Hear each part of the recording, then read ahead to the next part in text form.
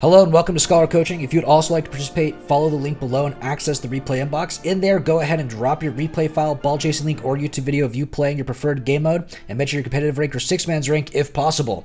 If any of this doesn't make any sense to you while watching the video, feel free to follow up on my Scholar School of Learning series in my video playlist. We go over all the basic ideas and general rotations that are talked about in these replay analysis. Thank you, and I hope you enjoy. Because like after that, you lock these guys down or they give up or something, you know what I mean? You just get 2 free goals at the end of it.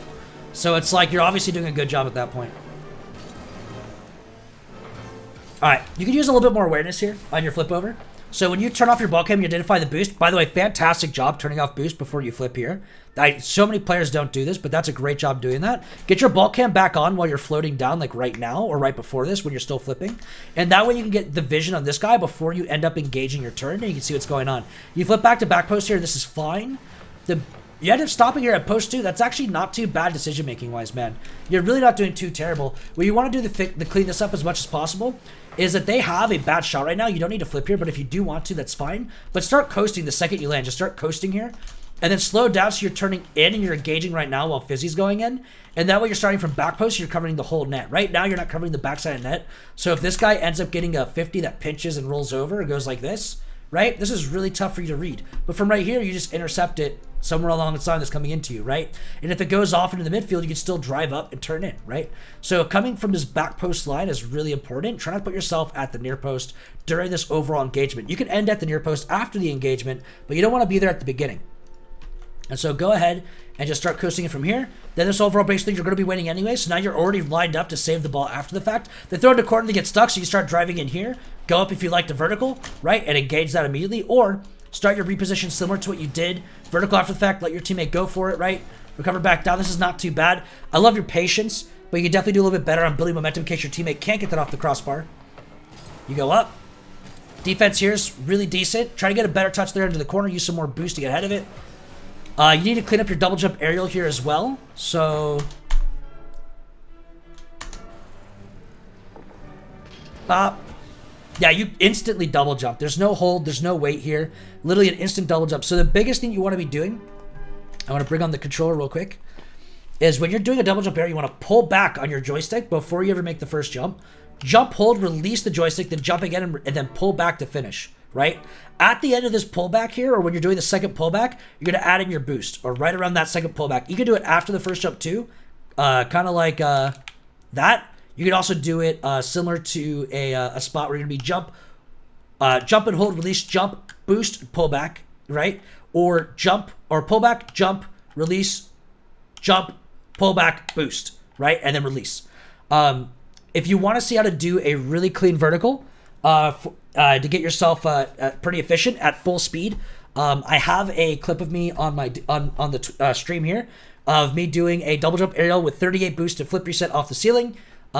Basically close to a full efficient boost. You can watch the controller. I basically pull back, right, before I jump and hold, release, jump, and then pull back again real quick and boost during the end of that pullback.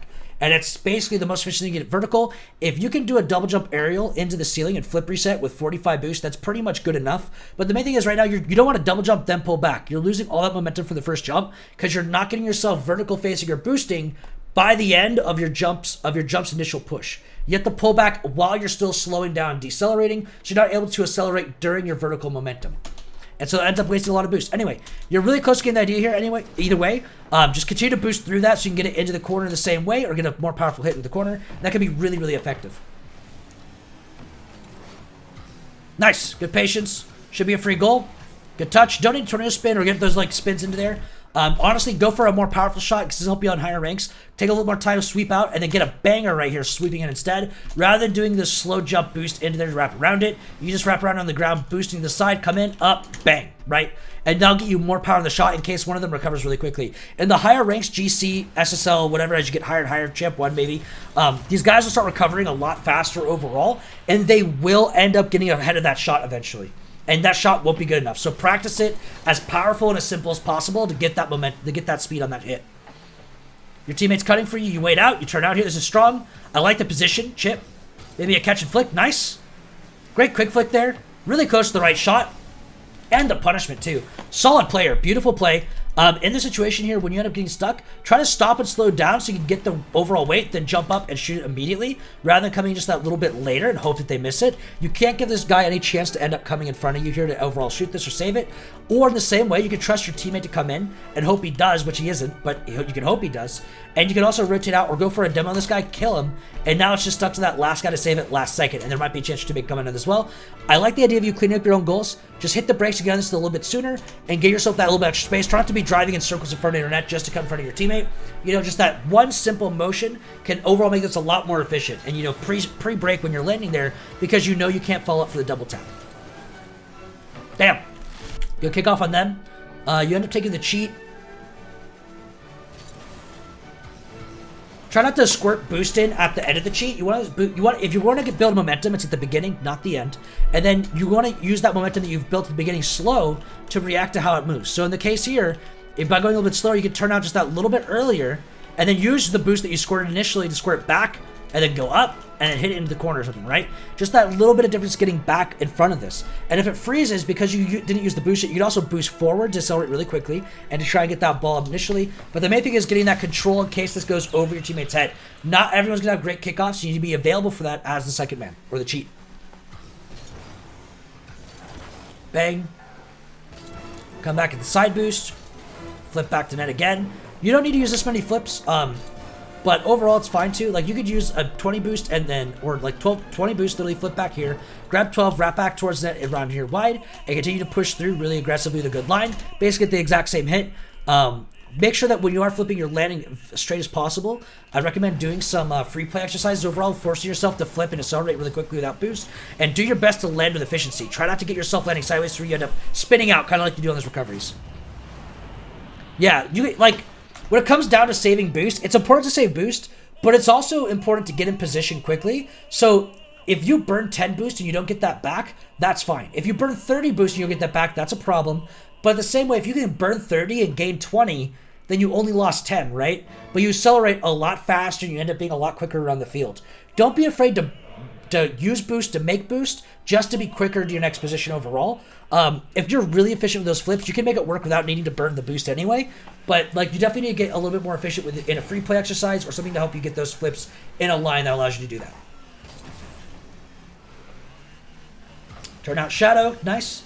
You get the catch towards the wall, bounces back out. What a pinch with your teammate. Great turn, and I like the fake. Again, I like a lot of your ideas.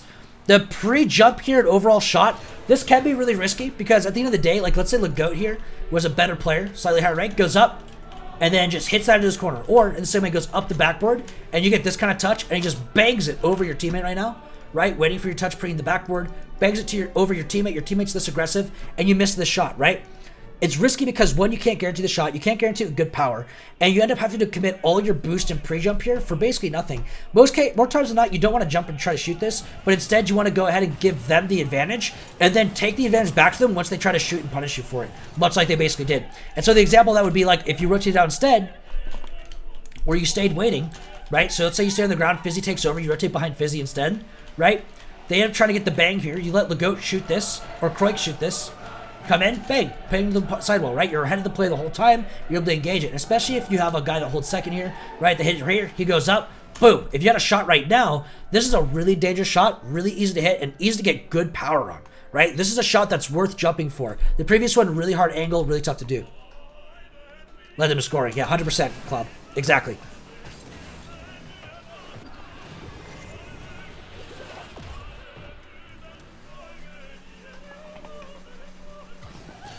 Flip over, nice, good 50, through, you try to bail, come back, get your back post, boom, you wait, good job waiting, they have the advantage on you, so you may as well, great job. I love your decision making a lot of times, your decision making is doing really good. To be real, if you continue working on your aerials and general shooting decision making, like which shots you take without overcommitting, or like the decisions that could overcommit you, right?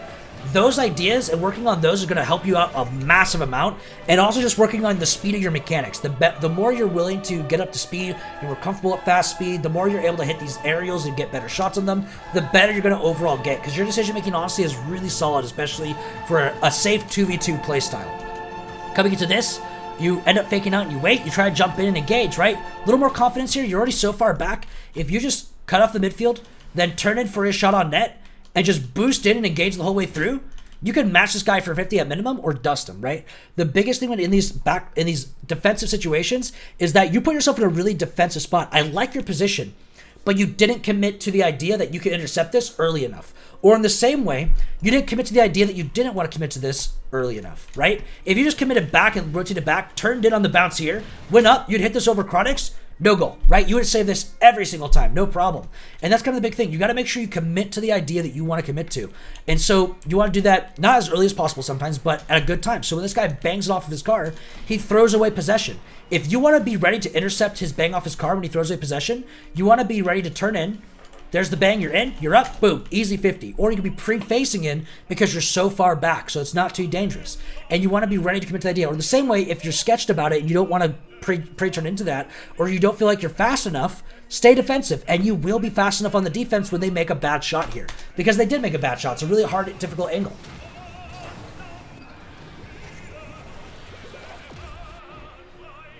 Let's see how you end up ending this right here with this last goal. And this basically ends up your momentum to the final bit. Flip off to the side. He chips in the mid. Nice. Good interception. Huge decision making. Again, love the decision making. Awesome job on that. Great commitment, right? Huge example like the previous play, right? This is what you have to do. You hold your position. You face him down. And you decide immediately, I want to engage this ball. I want to intercept this ball. And you don't hesitate. You just go for it. And you do it as fast as you mechanically can. That's exactly the kind of decision making you need to have for every single one of your plays. In the same way, if you wanted to wait for the shot, you could have waited out back post instead, right? Held here, he passed out to teammate, line up for this teammate shot, and then now you come in and you save it at the end of it, right? Because you know he's shooting it in the general box right here is where he's going to shoot it. And if he tries to shoot it behind you, it's probably going to go over the net, so you have to put it high, and then there you go, right? You'd be able to cut off that angle and try to get it. What you did here is the safer idea, and it's the better idea, but you can go the other way too. You can play passive, you can be functional, but you got to commit to those ideas, and you're doing a really good job on some of these, but not all of them. Really focus on just standardizing those, and when you do miss that save, like that save that led to a goal in this last play, if you miss that, that will most likely be a mechanical deficit rather than a decision-making one. So don't change the idea, don't change the confidence, practice those mechanics. Do the training packs, do aerial packs, do the things you have to do in free play to get faster and faster, more comfortable at speed, keeping momentum, things like that to make yourself a better mechanical player so you can continue having a good decision like that. That was a really solid decision. And really, a lot of these plays were good decisions. You're just not mechanically as fast enough to carry through probably every single one of your games. Keep on doing training packs. It's really what most of this is. Anyway, good game.